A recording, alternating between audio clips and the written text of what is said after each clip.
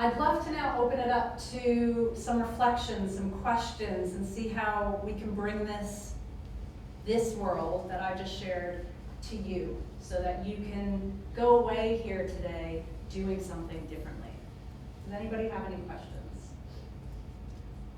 What are the ways in which FOMO do you think manifests at work typically?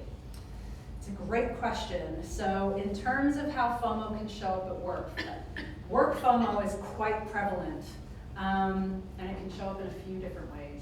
So one, just think about, well, it can come on two different ways actually. So if you think about yourself, think about your colleagues. So let's say your colleague gets promoted. How do you feel? Do you feel happy for them, or do you feel a little bit of envy and jealousy, or gosh, I wish I did that, or I should be getting my promotion too? Or they get to go to an event. Again, do you feel happy for them, or is it that pang of, oh, why am I not going? Why am I not good enough to go to that event? So it can happen in those instances. But then also think about what you're doing that creates FOMO for other people. So let's say in a team meeting, are you open enough and trusting enough as a manager to let the rest of your team have their say? Or have you created an environment to where your team always just agrees with you because they're too afraid to speak up, and they want to make sure that they're part of that group? So think about how you show up as well. Are you working 24 hours a day? How, again, so if you are working, 15 hours a day, that's going to influence the people around you and under you to do the same thing, because if they didn't, then they wouldn't be as good as, and they have to aspire. Or just think in general in the workplace, a lot of people think of, I don't know, okay, so now that I'm 30, I need to be manager. And by 35, I need to be director. And if I'm by 40, I'm not an MD, then I've failed. Those are also FOMO driven. And it's actually said what is the study? I want to make sure I got it correctly. That 70% of adults in developed and developing countries will experience FOMO in one way or another. 30% of which cope okay with it, 25% which cope somewhat okay, but FOMO makes them unhappy, and there's a percentage of 15% that cope miserably. So FOMO actually makes their lives a living hell. So does that answer your question? Yeah. Great, thank you. I think we have it. Very interesting comment you made earlier about the selection available to you. In my personal life, this helped me at the Waitrose cheese counter. And in my professional life, it's about all the referenced emails as well, which is on torrid existence. So when you have 20 different pressing responses to make, and then that sort of engenders sort of a FOMO response. It's like, if I do this one, then I'm missing out on the other 19. So what sort of advice would you give to people in those situations? What do you focus on to think, well, I'm just doing this one task and that's all I do? So just to make sure I understand your question, is it around kind of the plethora of priorities that come up and really making the decision to attack one at a time versus doing them all? Yeah, so like at the cheese counter, there's like 27 cheeses, and I'll be there 5 minutes later still looking at every single cheese going, I just want some bloody cheese. I've got my bread. So that kind of thing, but in a workplace, do you actually end up almost paralysed by which one do I go for? Because there are so many. Yeah, it's great. And so there's actually two camps. One person will probably buy all the cheese. So that's like going to a restaurant, seeing this big menu and being like, everything looks good, I'm going to order everything. Or in the workplace, again, you could end up working 24 hours a day because you don't want to say no and you don't want to miss out.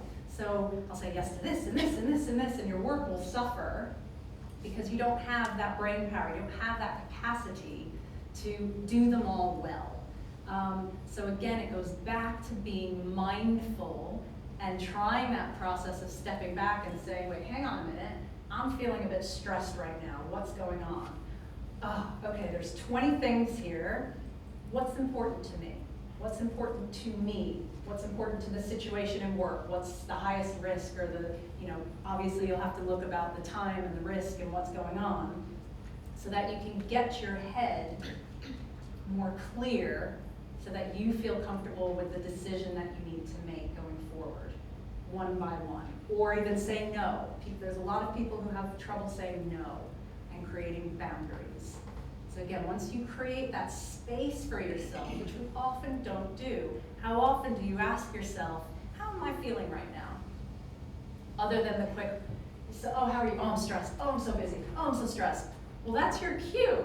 If you tell somebody in the elevator, oh, I'm so busy, oh, I'm so stressed, take 2 minutes and see what's going on. Because what happens in the brain when we're stressed is you might as well go home, because the capacity to produce and learn and remember goes out the window. So you need to find a way to come back into what I like to call the green zone. And when you're in the green zone, when you're in a calm, stable place, you're much more likely to be creative. You're much more open. You're open to learning. You're open to remember. You're much more resilient and open to other people's communications. Whereas when you're stressed, I'm sure probably some people can relate here, we're a bit more impatient, we're a bit more impulsive, we lose our judgment, we get, we don't multitask, we're just running all over with, running around like a chicken with its head cut off. And that doesn't lead to a really productive result. So in organizations, if everybody's running around stressed, that's not a recipe for success. So whether it's the 3 Ps or meditation or mindfulness or yoga or whatever practice you need to start to create for yourself, that is what's going to help put you into that green zone so you can have a productive, efficient day. Because there's so much distraction that can go on. There's another scary statistic that says 77% of employees who have a Facebook account use it during work. And if that Facebook comes on, again, you see your friend at a cool event or a baby picture or fun families, what happens? Oh, maybe I'm not as good as them. This isn't everybody. Not everybody has that mindset to do that, but a lot of people do. And so then you go back to work, and you're not in a good mood, and it'll spiral down. Does that help your question a bit? Yeah, it does. I think it's a bit of a sad indictment as well that, if I were to meet someone in the lift and they said, yeah, I'm really relaxed, I'm in the green zone, you think, oh, what a freak. Yeah, exactly. Why are you stressed? Exactly. And then what happens is, well, oh, they must not be doing hard work. Oh, well, I'm hard work equals stress equals busy. Yeah. Busy does not equal successful at all. Green zone is great. I want everybody, it would be great if Susie tells me in a week everybody's in the elevator saying, I'm in the green zone.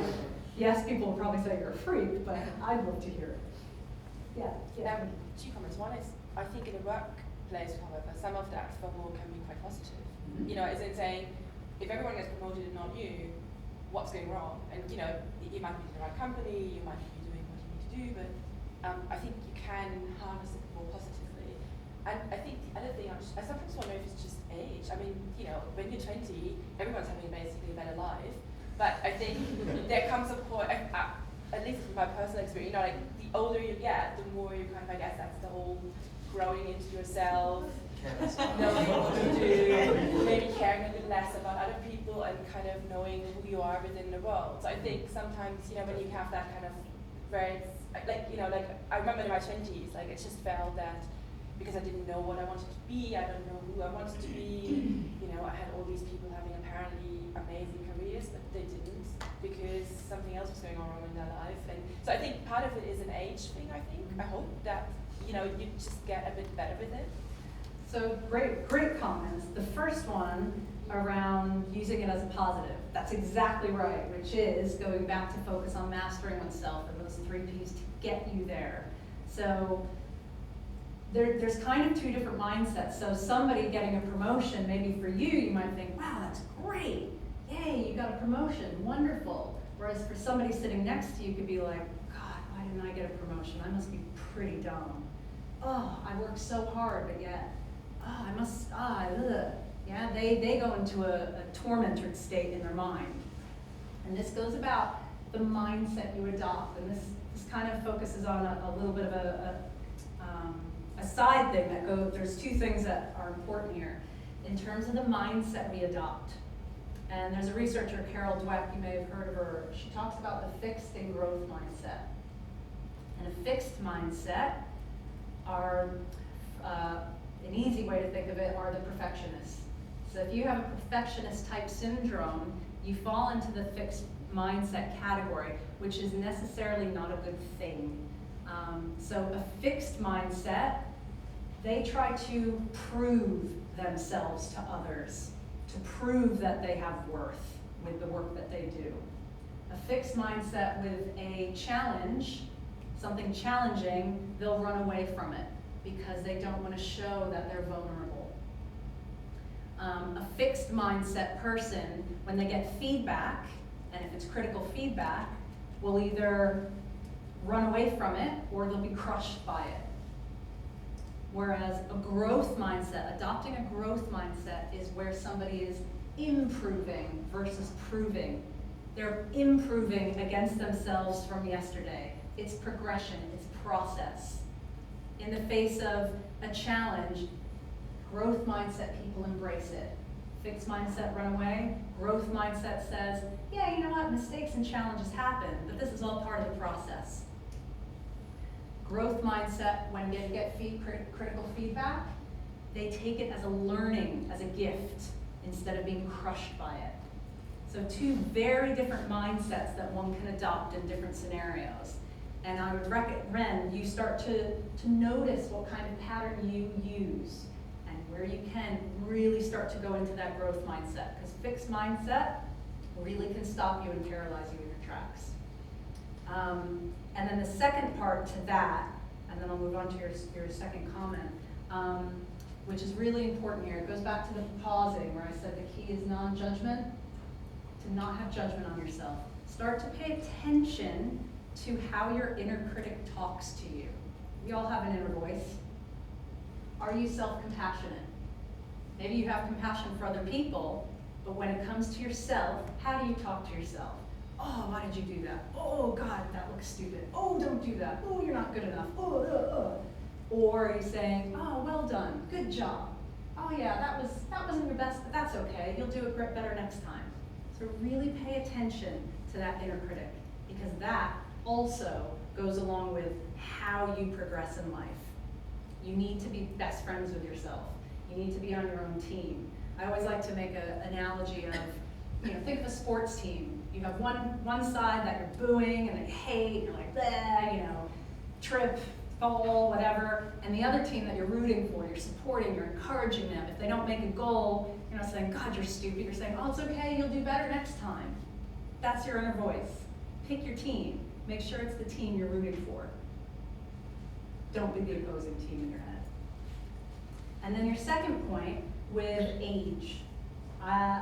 With some people, again, yes, age will help, but no, it's not necessarily, what's the word? They don't go necessarily hand in hand. Again, everybody's so individual and unique, and everybody, remember, has FOMO in their own way. So in your 20s, you may FOMO a certain way around work or whatever. In your 30s, you may FOMO because, let's say you're not married or you don't have children, and you're gonna FOMO that way. And in your 40s, maybe it's something else. So it'll always, as I said, FOMO's sneaky, will come around.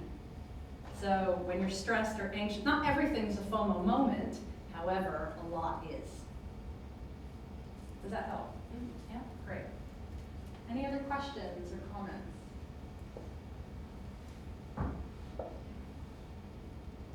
On your second walk, how did you have such a different reaction to direction in your first walk? Did you stop and pause and decide to walk up the hill in a different mindset, or? Yeah, so basically FOMO loses you in the present moment. So in that first walk, even though I was seeing the same things, I was in my head in comparison mode and in shoulding mode. Whereas on the second walk, FOMO free, it clearly distinguishes the fact that I wasn't stuck in my head. I was just enjoying what I was seeing. And when I was seeing something, I wasn't commenting it based on, do I have it? Are they better than me? Are they worse than me? Should I do that? Should I not? It was just seeing it and being grateful for what I saw. So again, that's an active choice that we have. And half the time we go around, I work with a lot of people, executives, non-executives, and how often do you get up and you consciously see what's around you, consciously see what you're grateful for, or are you on automatic pilot, running to the next meeting, and then the next meeting, and then the next meeting? I'm not sure the culture here, if it's a very heavy meeting culture, whereas, everybody has to be in these meetings. But again, you're just running like a hamster on a wheel, versus are you stopping and noticing, oh, I'm feeling a bit stressed. Okay, take a break. Or when you're walking on, towards work, what do you see that you can be grateful for? Gratitude is something that's really important. That's done a lot of research around happiness, increased resilience, increased confidence, lower anxiety, lower stress, all of that good stuff. There's actually a study that shows that if you actually journal once a week, they did some study, I think, for 10 weeks, where if you journal once a week about what you were grateful for, increased their happiness by 25%, which is huge. And I don't use a gratitude journal. I actually practice gratitude daily with a different practice. I mean, I'm sure you can tell I like acronyms and analogies. And there was this woman that had shared another acronym with me called GLAD. And it stands for, what are you grateful for? What did you learn today? What did you accomplish today? And what delighted you today? And 100% guarantee that if you do that daily, it's a nice recipe for success. So I don't know if that answers your question. Yeah? Great. Yeah. Thank you. Isn't it quite an automatic response to, not in a way of being fearful of missing out, but judging your life on people that influence you, or even people you see in work, in your personal life? I see that as quite normal to think like that, because obviously those people are influencing you. Is that obviously always a negative? Because I think you can take positives from that, and you can learn from somebody else just because they've had an experience that might scare you a bit. I don't know. Yeah, no, that's exactly right. So it is an automatic response. So that smoke detector, that's going to go off. It's there to help us. It was there back in the day to keep us alive from saber-toothed tigers. But as we grew and grew and grew, that smoke detector still goes off. But a lot of the times it's just a fire drill. Oh my God, I'm on my beach holiday sipping Mai Tais. Oh, my coworkers are there. It's just a fire drill. It's okay. But in those instances, it's how people respond to them. So some people might naturally respond seeing somebody's, let's say you're inspired by somebody, and that's that growth mindset, whereas somebody seeing somebody getting promoted could take it as a threat. And if you're unaware of what's going on, then the rest of the day, the weeks, you might feel anxious, you might feel worse, you might start doing things that aren't healthy for you. So again, it all comes back to that conscious mindset. So this will never go away, that smoke detector, but it's more of just being more mindful. You may be a person that naturally will always see the good in things. A lot of people will sometimes take it and judge themselves, or, oh, I should be this or do that. Do you think it's kind of to do more with dwelling on things as well? So if you get that pang of like jealousy or something, even if you're consciously thinking like that, if you choose to get over it, Yeah. or not think in a negative way. Correct, that's it. So that dwelling, yeah, it's another way of looking at it. So you can get jealous and you can choose to let it go. And I would stretch everybody to not only choose to let it go, but actually actively be happy for the other person. And that's a new muscle to grow in your brain as well. Often we can just be like, oh, it's fine, I'm fine. but actually say, I'm fine and I'm happy for that person. It really starts to build those muscles within you to create more good. So that's a great question. Did you have a question? Yeah, do you have any recommended books on mindfulness that you can share with us? Books on mindfulness. I often find that there's one website that I can give. The reason why I'm hesitating is because mindfulness is something that I think shouldn't be read, but should be practiced.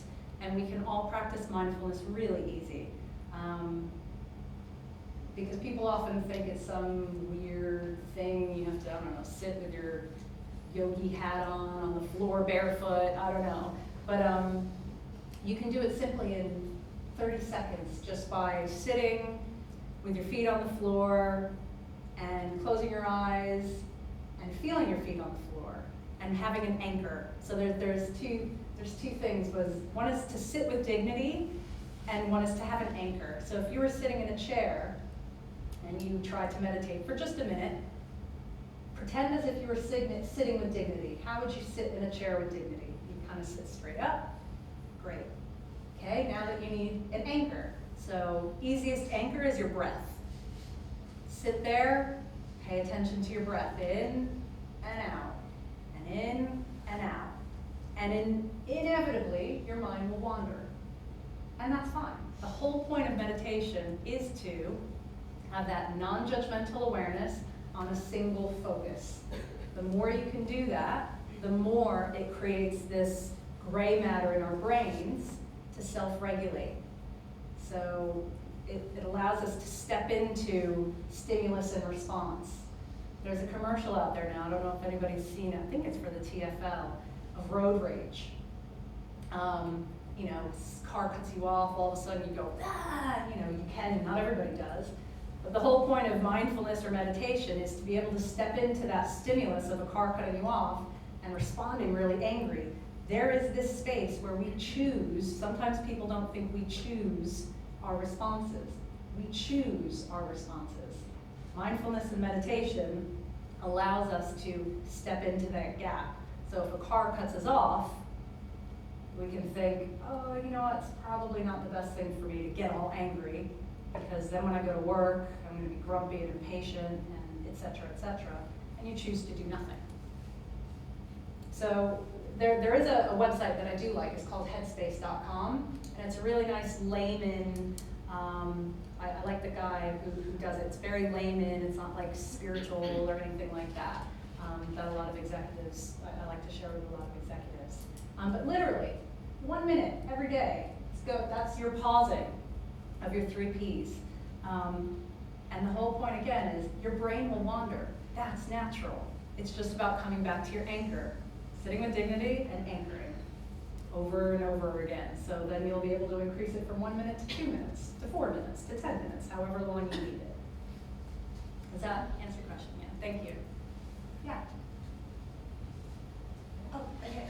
In terms of the book, Eckhart Tolle's The Power of Now, that's a really good book. Yeah. In terms of centering yourself, spirituality, meditation, pausing with the 3 Ps you talk about.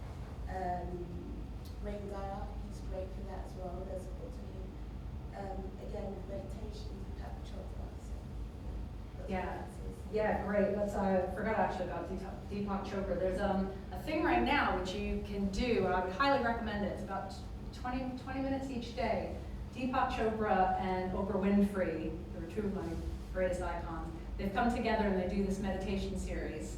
And it's free right now for 21 days, each day. There's 20 minutes of meditation, there's a little talk, and then Deepak will guide you through, and there's a little mantra. But again, it's a great way to just start to practice building that new muscle.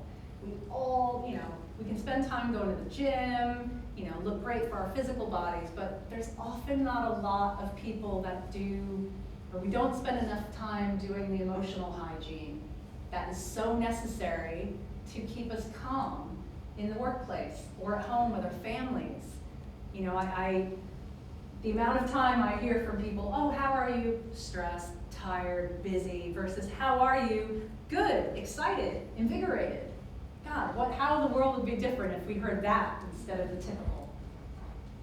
So thank you for those references. I think that's all, yeah. Two questions.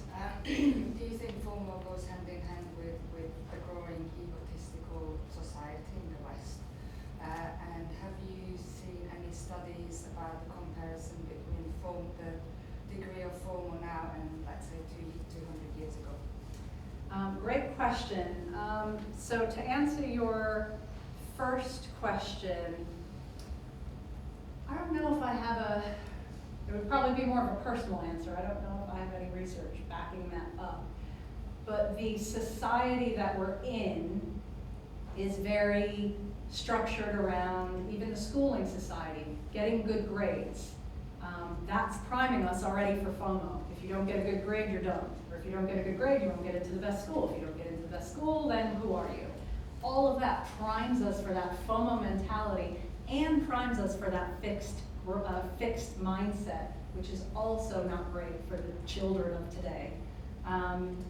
So that kind of mindset happens. And then, depending on the organizations and cultures, every culture is different. Some might be more of a flat culture, where some might be all about title and hierarchy. And again, all of that goes to building that FOMO mentality.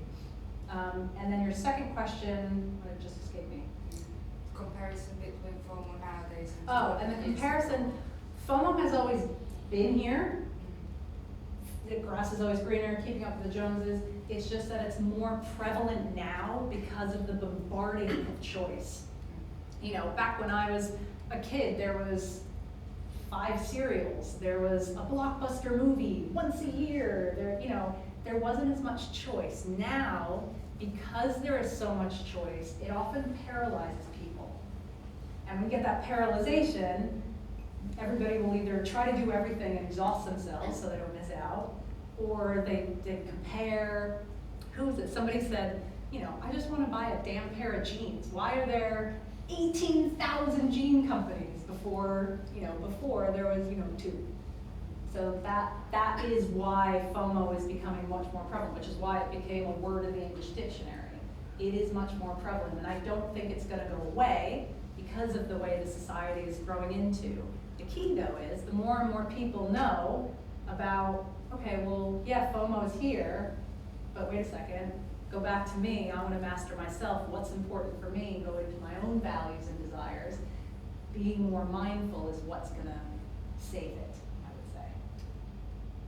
Great. Any other questions? Yeah, go on.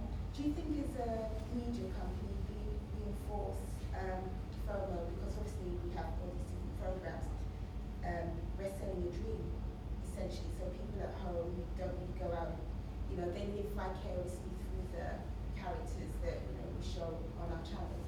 Are we reinforcing that? I should probably, and it's a great question. I don't know, but I would say, again, it depends on how the person receiving it. So you can think of yourselves as, just like the email of the Groupon email. It says fear of missing out in the Groupon email. So they're exploiting that word to make you buy so you won't miss out. So it depends on your ethos of the programs that you have here. Do you see it as, well, no, I'm trying to enhance somebody's life by showing them the breadth and depth of what's out there in the world? It's not just beans on toast. It's not just, every vacation, let's go to Mallorca. There's a world out there. So if you have that mindset, great. Hopefully it'll infuse in your programs. I think that's exactly where we are. I think what Scripps is, I think one of the core ethos of Scripps and of our programming is that we use the word aspirational, but I think it's really attainable aspiration. It's not about buy the lobster, buy the caviar, go into your amazing farmhouse in Italy where you can.